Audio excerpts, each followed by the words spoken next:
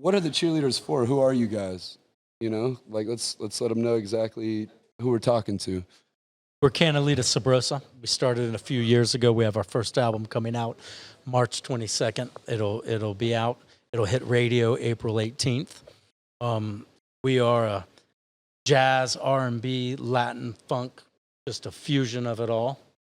Just real groovy. Exactly. It sounds like the combination of that sounds like anyone would love it. Yeah, I hope so. I hope so. Kenny is my brother over here, Kenny Natuno. He's our lead singer and rhythm guitar player. Julio over here, Julio Miranda. He's an amazing guitar player. Lead guitar. He writes a lot of our original instrumentals. He's been recorded on hundreds of albums. We hope he doesn't talk too much so we can use some of this. Right. We try to make him use the guitar to talk. Right. Yeah, exactly. Yeah. Cool. So that said, you mentioned the album and everything. How's that been going? And, can you tell us a little bit about, the process of making it and just kind of maybe your choices and what you're trying to let the people see? It's a beautiful thing. We put it all together. Julio wrote the instrumentals. Kenny and his son wrote 2 of the original vocals. We did a couple cover tunes, and, it's about half and half cover tunes, half originals. We're really excited about it. We Canalita Sabrosa means the tasty cinnamon. So we're not R&B, we're not rock, we're not funk, we're not Latin jazz. We're the tasty cinnamon between it all. Wow, that's. I was wondering. Stupendous. Stupendous. I think so too. That's awesome. So, how was it difficult writing the music? Did you guys go through any tough times? No, he gave me 2 weeks. That was easy, huh? Literally. So I just had had a lot of ideas because I've been doing this for such a long time that I have a bunch of pieces that I'm constantly recording. Like every morning, I record 4 or 5 pieces of ideas. I have music in my dreams. So what happens is when he said, okay, we getting ready to go into the studio, write some pieces for us. In 2 weeks. Yeah, 2 weeks. And I was like, okay. So I took the little bits of ideas and just made them complete songs. Funny story is the night we left the studio at 7, 8 o'clock, I went PM home. or AM? PM. Okay. I went home. It was the last. We were just finishing up. I went home, and at 2 o'clock in the morning, I got a text. I already wrote our first song for the next album. I'm like, what the fuck is wrong with you? That's awesome. How many years of practice did it take for you to be able to write, really, really, really good music that fast? Yeah, 38 years. 38 years in the game. Yeah, that's a big shout out right there. That's hard work. That's effort. That's sticking it out because the industry can probably be pretty tricky. Yeah, very funny. Yeah. Yeah, so that's awesome, man. Who have you guys worked with outside of Canalita Sabrosa that you're proud of? Oh, with me, Lee. So I've been very blessed to work with The Dream. And he basically wrote Rihanna. He wrote, all the hits from Beyonce's records. He wrote. So I worked with him hand in hand. We would do things like, we would make things up, like go into the studio and we'd be like, it's Friday, let's play freeze tag. So in the studio we were at, there's 3 rooms. So we have open access to all 3, no matter what's going on in the studios. What studio? It was a Triangle Studios, Red Zone. And it's Tricky Stewart. So what we used to do is we used to make up like things like, hey, it's Friday, let's write till we can't no more, and then I catch up to you and you catch up to me, let's play tag. And so he would start writing a hook, I would be laying down guitars, and I would catch up to him and I'd be like, you're it, and then he would have to catch up to me. So we did that for a weekend, and then that one weekend we wrote and recorded songs for Katy Perry, Christina Aguilera, John Legend, Mary J. Blige, golly, a bunch more. But out of that weekend, he wrote Baby, Baby, Baby, which is the Justin Bieber. But I played guitar on his first hit. So, and it was very, very unique because that was so important. And I want to give a shout out to Justin Bieber because I was early for a session, and the studio I was supposed to be in, they were recording. They were doing the mix on his first single. It's First Time, which is first single, not Baby Baby. So it's a cover song to his movie. So I was early to the session, and they were using the same studio. So I just sat in there, and then they playing the song, doing the mix, and I'm playing the acoustic. The song is done. They just doing a mix, but Justin Bieber liked what I did. And he was like, add that to the song, and it was an argument because they were like, everything's done, all the paperwork's done, all the money's taken care of, and nah, just give them 1% of mine. Yeah. Give them 1% of me. Wow. That's how good music gets made right there. Sharing. Yeah, so it was like, I recorded the guitars. I got no credits because everything was done already. But I got 1% of Justin Bieber for the rest of my life. Ooh, so that's not chump change. Yeah, so so that was just being around the right people. Was able to do a lot of jingles, work with a lot of R&B, a lot of hip hop, everything from Gucci Mane to Snoop Dogg to it's the game's the gamut's the game, the game's the gamut. But I had really good ties with producers and writers. What's in this vape pen? Because I've never seen him so serious, and I need to know what the recipe is in that thing. It's a secret concoction that the Chillers made. Yeah, we can't let it out yet. We're probably gonna market it. I could talk like I came from out of college. He also had some Talenti like sorbet or something like that. That's right. Yeah, So that's shout out to Talenti. Maybe sponsor us. About 2 weeks before that, I told Kenny, you should sit down and write some songs because he had never done it before. And somehow, I don't know, you tell us, Kenny, he sat down with his son and we have 2 original vocals from that. I mean, really, my story you could write be the complete opposite of Julio's. I've only been really doing it, in a band at this level for maybe 4 or 5 years. Wow. And these guys have really, really given me the confidence and help push me to grow and, having the time of my life. But really, that was a bright spot in the whole COVID thing. Everybody had to come back home. So my son was with me and sat down, wrote a couple songs together, got close, sent them over to Julio, really put him over the top. That's huge. Yeah. I make music with my dad, and obviously I work with him. We're actually in his bar right now, which is Billy Allen's Piano Bar. An amazing bar. An amazing bar, it really is. So dope. We're not hyping it up, but not to get too far away from the topic, how awesome was it to work with your son, and how often do you guys write lyrics together, and what was that experience like? It was amazing. I've always known he can write. And does he do it is he? No, but he, growing up, he can write poems, but he can write. Cool. And so I said, hey man, let's write a song. You can write. You're really, really creative. And I gave him a little bit of framework of what I was looking for and a little bit of the feel. One of them's more of kind of a poppy, upbeat John Mayer kind of thing. And we started talking about the story foundation. He wrote it down. I put together a bridge or a chorus on it. Kind of had a 90% of the way the feel, and then I knew we needed to send it over to Julio to really make it pop, which he did probably like in 10 minutes. But and then 10 days versus 10 Julio minutes. had it erased before he got it. Yeah, we took us a little while to kind of get it where we were like, where I would send it to Julio for, and then we did another one. But we're going to start writing some more now that I've learned a lot since that was a year ago. So yeah, I know it can be pretty difficult, like translating what's written on paper into like melodies. Yeah, So I struggle with that and work on it. So. I don't know if you have any tips or maybe just like sharing that I have an experience. amazing tip. I mean, I can tell Julio. you, I can. Right. I mean, for that song, yeah, you have saying to tip around Julio. You have to record. You have to record whistles. You have to record humming. You have to record babies humming. Babies make the best melodies. And you have to always record all the time, even your farts. Record everything. Everything. you never know what's going to come out. Farts can be melodic. He's easily inspired. Sounds like the trumpet player, maybe. Yeah, for that. Yeah. I mean, we put that one down. I mean, we got the story, the chorus, the verses, and then I started putting the melody, the verses down, the music, and it was like okay.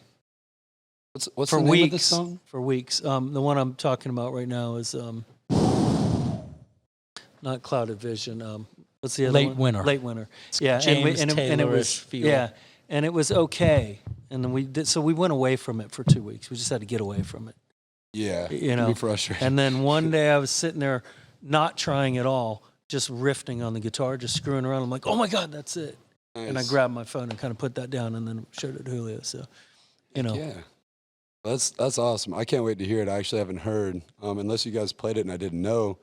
But that kind of like leads me into my next question. Maybe like, where did you guys start off in music? You know, like age. Where were you? Who was picking you up through the process? You know, what was that like for you guys? So for me, it was church. I wanted, and also girls. You know, I wanted to get girls. That's why I picked up the guitar. Don't we all? But it's like, it's funny because pastors try to make it real spiritual, and they be like, Julio, what was the calling? Like, you had a dream or something? And I was like, no, I just wanted to get laid. Laid and paid. That's why I played the guitar. I mean, that's why I picked it up. Yeah. You know, I wanted to play at the bar, and music was, you know, I went to church one day, and the pastor was like, yo, grab that guitar and just keep playing every day. But I never took, no, don't worry about it. You'll get it. Just grab the guitar, and he let me play with the band. I picked up melodies real fast because all you need is, you know, one string. Yeah, literally. Right, and then I added a second string, and then you got a chord. Yep. You know, so little by little I started. Then I got to the bass eventually, but it was definitely church. Then I studied for myself, and I realized there's a lot of bullshit in church. And So- that it works to get laid. And right, so the thing is that It's hard to get laid in church. church helped a lot. No. I got, You don't want to hear those stories. yeah. We'll leave those I got out. some- Yeah. But Try the to keep ba- it. This is for the PR firm. The good thing about church was I got some morals out of it. I got some morals. I got some rights and wrongs. That was very good, you know. But the other man-made stuff, it could, go with that. But so for me, it was church, and then playing different denomination music. Like I went from Pentecostal to CCM to Black Gospel, and that helped a lot. The Black Gospel helped me a lot with the hip hop. You know, Absolutely. and R&B, and then the CCM helped me with the country and the rock, you know, because that's basically Nashville. But definitely, the church helped a lot. Most of my time, I've played in church. That's amazing. Now, how about you, Chris? You know, my whole family, we're Italian, and our ancestry goes back to violin makers and mandolin makers and guitar makers. And so my whole family plays. As you can tell, we're from Miami, and my oldest brother is in a bluegrass band. So you can tell from the music we make, that was very inspiring to us. But we grew up playing music in different ways. And actually, I got a set of congas in 2011 and decided I was going to put together a band, but just learned to play the congas a little bit. And then Kenny was opening up a cigar bar and said, I'm going to hire a salsa band. And I told him I'd never speak to him again if he didn't hire my band. And he said, you don't have one? And I said, yes, I do. And then he beat me up for like 6 months. Are you practicing? We never practiced. Because I went out and I how it found goes. guys. We didn't have Julio yet. God didn't smile upon me yet with Julio and a couple of the guys in the band that we have. And he kept killing me about practicing. I was killing the guys to practice, and they turned to us and said, Chris, we don't practice. We'll be fine when we get there. And I said, you might be fine. That's how it started for me. Kenny? Yeah. Kenny was in a bluegrass band when he was like 10 playing with my brother. that's true. Yeah. Yeah. Yeah, I picked up the guitar when I was, I think, 12. He used to play me and my guitar all the time. Never fell in love with it. So I didn't play it every day. Mess around with it every once in a while. But I bought a James Taylor guitar book. Started learning that finger picking style and that kind of stuff. But yeah, I mean, basically my whole life just play and sing for me till just a few years ago. He was too young Yeah. to tell it was going to help him get laid. Hey, he's finding out now. Yeah. It's never too late to No, get laid, Kenny. he's a good married man. Yeah, it's too late. We for love that, you, so- Angie. Yeah. All jokes aside, you can be his biggest Yeah. fan. Great. Now we just lost our lead singer. Yeah, that's it. Yeah, you might want to cut that out. Back to cigars. Well, that's awesome. So since you guys have all come in touch with each other, I guess, like, you know, has it been difficult to keep the band together at all? Has things just been smooth sailing, you know, and how's the chemistry between you all? I'll speak real quick for me because I'm the least talented of the whole group, and for me, it's all I care about is having fun, and we've been able to slowly put together a group of guys that everybody loves each other, everybody has an absolute blast, and that's why we're doing it. It's we do it for fun, and we want it to go somewhere, but we have fun and we love each other, and it's chill. We don't ever have any problems. Chill, Okay. y'all hear that? Yeah. That's the But that's- hashtag chill. It's so much fun. You know what? When I put together the band, it was me that originally put it together. And when I put it together, I wanted to do awesome music that let the musicians play.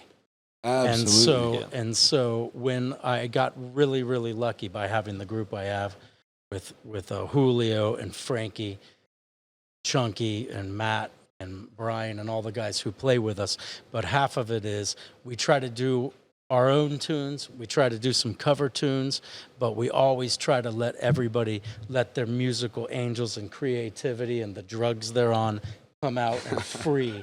And we try to keep the song recognizable, but we try to let everybody express. Yeah. And I think that's the key to what we do, really. Yeah, I think you know, I'm just relating here, but like I'm young in business and I'm young in music, but it definitely seems like the more you kind of let people have their room to be creative and have their space to do their thing, you know, it comes back around. You know, you're giving them that opportunity, and then they wind up working much harder for you, and it just That's right. lets things grow much more. I don't know, just it really, there's no telling where it can go versus trying to box people in, you know? Right. It's cool. So has it been hard for you? You just No, been, you man, just show try. up and kill it, huh? No, we do. That's what I'm picking up on. Yeah, we just having fun. Just having fun. We laugh, man. Do we laugh? Like me and that saxophone player, we laughed for a song and a half. You're right. Because we play something and it was so awesome because it was so spontaneous. We'll start laughing like little girls, literally hysterically. I even peed in my pants. That's awesome. And I'm sorry I had to keep looking at my phone. It was a little spur of the moment here, but Nobody knows. I'm really interested to know, and so like I know time is maybe a little of the essence. So maybe from each of you, maybe like 3 big inspirations in music, and people you look up to, and just, you know, like who really, like, you get in the car, what are you listening to? You know, when you're on stage, what is like your favorite song to play when it comes on? You know, let's kind of go down that road. So for me, when music was at like the G spot in my life, right? Like the G note. Not DiGiorno. When it was like at the peak was when this group named Toto came out. So me and the church guys, we couldn't really listen to, you know, the Beatles even. We couldn't listen to a lot of music that had lyrics that was like hippie-ish at that time, because that's what it was. That's why you're so wild. You're a church guy. Yeah. We're dogs. Okay. So what happened is, so they let the pastor would let us listen to jazz and some pop music, but he loved Toto. So he would let us listen to Toto. Selfish bastard. Right. So it so happened that we got so obsessed that we started learning all the Toto songs, like as a band. That's like 80s, right? Yeah. So it's like, so they won 8 Grammys. Wow. But this is where it gets crazy. Can you tell I'm young? Yeah. So imagine, I mean, so when they won for that Rosanna album, right? When they won that, the following year, Thriller won and matched it, 8 Grammys to 8 Grammys. But this is where it gets crazy. the rhythm section to Thriller was Toto. Right? Wow. They even wrote Human Nature. They wrote the lyrics and the melody and everything to Human Nature, and Michael Jackson said, I want to sing that song. Cool. So, and then 90, like 1 out of the 10 artists that got Grammys that year in any genre, Toto was the rhythm section on their album. So it was the Imperials, Contemporary Christian.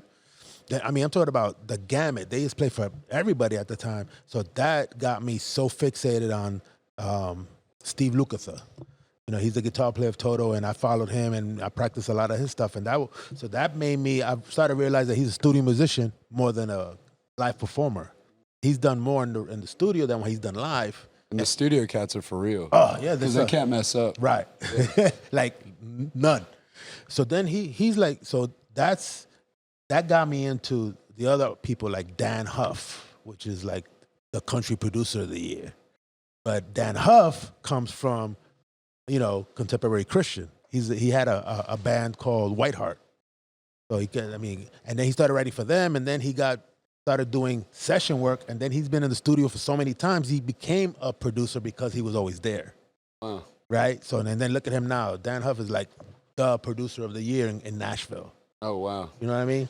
So, Wow. so it's like, so this is full circle. So I followed a lot of cats that just did studio session work because of the history and I just got soaked up in the whole thing of doing studio session work because of these guys.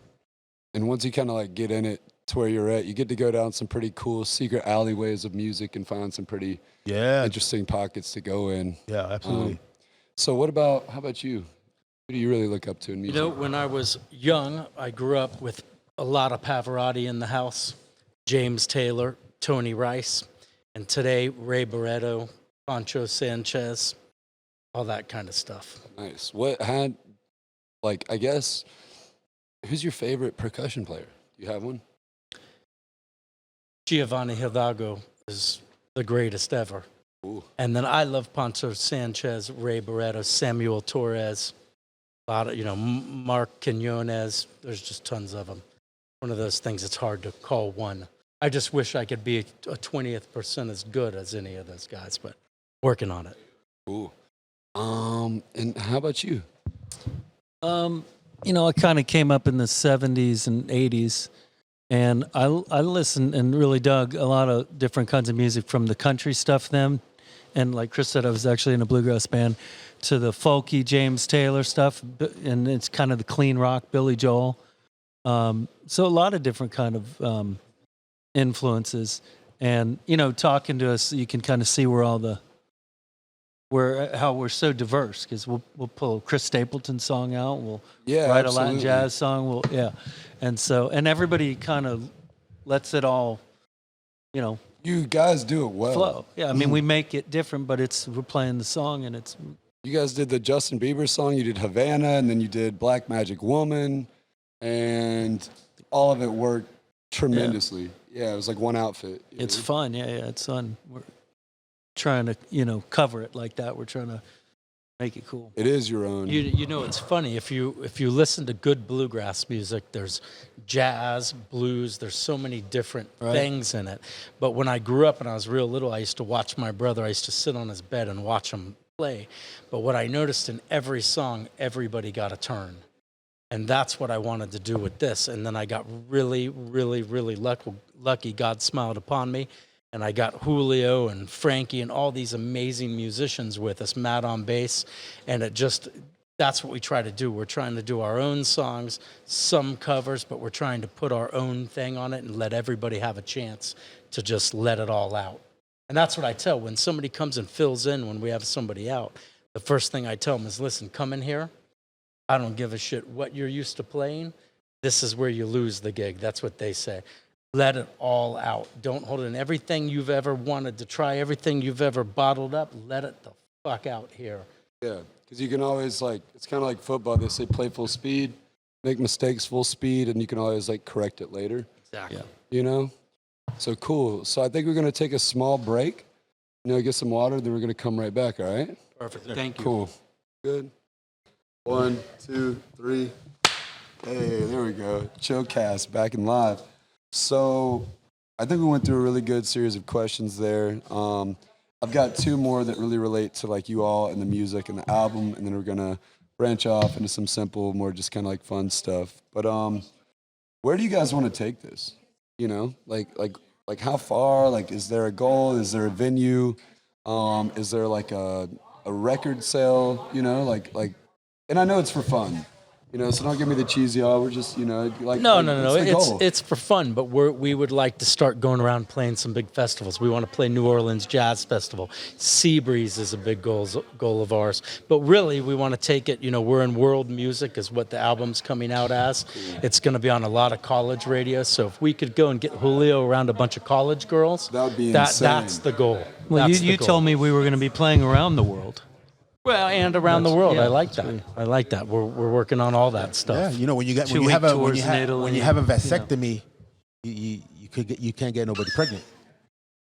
That's, I'm not there yet, but But the I thing might make is, that decision soon. but you know the thing is, we're all having fun, and we're all just trying to let the creativity flow and take it as far as we can take it. Yeah, the music is one of those things that when we're having fun, so when we're having fun on stage and we're performing, everybody is having fun, and they even forget about their problems. You know, and when you go to other countries other than the United States, it's pretty messed up lives people live, right? It's a whole lot harder than being in the United States. So when you go to South America and play, which this could fit in, there's going to be people that are going to forget about their problems when we play. That's awesome. And then, you know, whenever we go to Europe, it's pretty tough in Europe too. But when we play and they see how much fun we're having, they're going to have fun and they're going to forget about their problems. I think if we can just help somebody just feel good when we play around the world, and we fit in a lot of places, that's awesome. And we've got plans, and we've got some ties in Europe and South America and Mexico and Colombia. And so hopefully we'll get to fulfill all those. World music, really though. Yeah. Yeah. That's awesome. That's awesome. Yeah, and I heard Brooker say, you know, he's a live sound guy. Shout out to Brooker, Chris Brooker. He was amazing. Yeah, amazing. he's a live engineer. He built the studio in not the studio. He did all the sound and all the video here. Terminal West, Aisle 5, the Earl. He's done some festival stuff, but with all that experience, he got off of his job and was like, I feel like I'm on ecstasy right now. You know, after y'all playing and just everything coming together so beautifully, really though. Yeah, that was his comments, and I feel the same way. I know me and my dad are very picky about what we want to come here, and we're trying to take it up a notch for a local establishment. And I think that you guys are like a cherry on top of that and define everything that we're trying to do here. This place is amazing. We're just glad to have the chance to play here. Yeah. We're really thankful for you and your father. Yeah, you guys are awesome. And I think, you know, I had one more question, but we kind of touched on it earlier. You know, actually, I'll take that back because I know you're working with some sponsors and some partnerships to kind of help this thing grow in a new modern and technological way. So maybe if you want to shout them out and just let people know how they might be able to see your concert if they don't get to come in person. You know, we are setting up our feature, which is a new app called the Feature app. Billy Allen's is going to be using it to stream concerts and sell tickets. We're going to be doing the same thing. We're really excited about it. It's a really cool app, and it's a great app for musicians, a great app for venues, and a great app for the consumers. It's really awesome. Yeah. Y'all ready to have a little fun? Yeah. Let's do it. All right, we'll go from right to left. Our right, you know. Chevy or Ford? Oh, Chevy. Oh, Same thing. Ford. Same question. Ford? Yeah. Ford. Chevy. Chevy? I like Chevy. Chevy's they got yeah. real muscle. Yeah. You know, I don't know about you. We gotta get him on the track or something. Well, I'm thinking more Maserati. That's the problem. You Okay. caught me off guard. Lamborghini or Ferrari? Ferrari. Ferrari. You gotta lean on the mic and let him know. Ferrari. Shout out Ferrari. Ferrari. Ferrari. Yeah, baby. Chinese or Mexican food? Chinese. I'm a racist.